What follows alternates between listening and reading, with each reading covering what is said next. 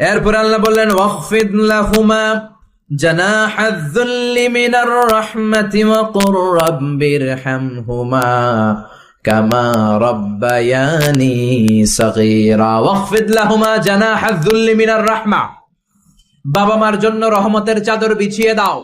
তোমার যত সম্পদ আছে মা বাবার পায়ের সামনে বিলিয়ে দাও। তোমার জীবনে বরকত দিবে কে? এজন্য প্রথম বেতন পেলে টাকাটা দিবেন মায়ের হাতে, গিফট কিনলে আগে দিবেন মাকে।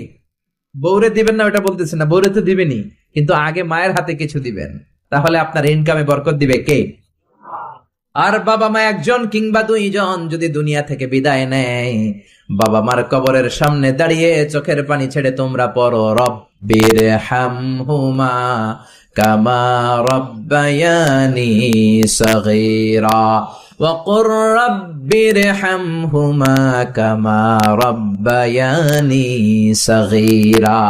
কবরের সামনে দাঁড়িয়ে আল্লাহরে বলেন, আল্লাহ বাবা মা ছোটবেলা যেমনি আমাদেরকে আদর দিয়ে সোহাগ দিয়ে ভালোবাসা দিয়ে আগলে নিয়েছে, আমার বাবা মা ইন্তেকাল করার কারণে তোমার কাছে যাওয়ার পরে তুমিও আদর আর ভালোবাসা দিয়ে আমার বাবা মাকে কাছে টেনে নিও। পড়ে না আমিন, আর জোরে পড়ে না আমিন।